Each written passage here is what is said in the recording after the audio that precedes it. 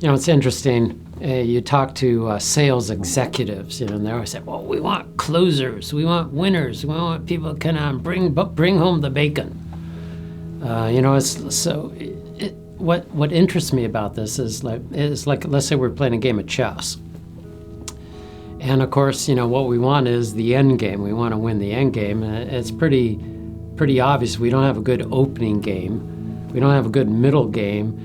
Then we could be the best end game player in the world, and we're not going to win that match. And I'm talking here, we don't want to use us against the client analogy. Let's just say we had solutions that really work and provide value versus those that don't. So the idea is like winning starts happening the first time you shake hands. The idea you have to win before you present. You should know that you've actually won that. Now you just have to show up and kind of confirm everything you talked about is real. So you have to win before you present, then present to win. Now, you could also have a great opening game, great middle game, and you could blow it at the end. So there are some things that tend to help you win. And we say the purpose of a sales presentation is to enable a decision. It's not to educate, though that might be helpful. It's not to entertain, though that might make it, more enjoyable.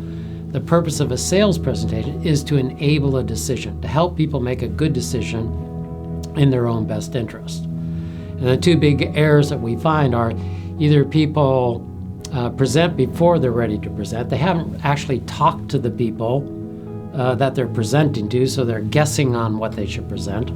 They don't have enough time. They have the magical 1 hour, 45 minutes for presentation, 15 for Q&A, which is woefully insufficient to actually allow people to go through all the tough questions and answers and pushing to make a decision. So they don't have enough time to make a decision. And then the third one is they don't actually organize what they present around a decision. They have presentations which are information rich. They're dense, they're packed full of information about all the great things your company does, all your processes, your methodologies, your experience. However, they're not organized around helping people make a decision by the end. They're not saying, well, here's the decision. Are we all agreed that at the end this is the decision we're going to make? Then they're not kind of chunked down into the supporting decisions, things that people would have to check off in order to be able to intelligently and comfortably, from an emotional sense, say, all right, I'm ready to decide one way or the other. We only win when our clients win. And we tend to think we win when we get the contract signed. Yay, we have a big celebration, we got the deposit check, we won.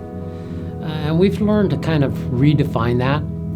We say that the sale is not closed until the client actually gets the results and hopefully the relationships that they thought they bought.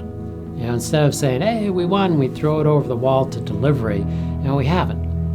We haven't won until they win, and they haven't won until they actually get the results and the relationships that they want. So it's that push through. We say that quality drives quantity. So if we push through and they get the quality results that they were hoping, expecting, maybe even exceeded, they're more than happy to give us more business. They'll give us referrals. And now we have like a winning multiplier, an accelerator, if you will. So I'll just say it for myself. I keep reminding myself, I don't win until I'm absolutely positive and I've heard from the client that they've won. That's when I win. And when they win, I just keep on winning more and more. So please, win. Just keep pushing through. And remember, the sale's not closed until the client gets both the results and the relationships that they expected when they signed that contract.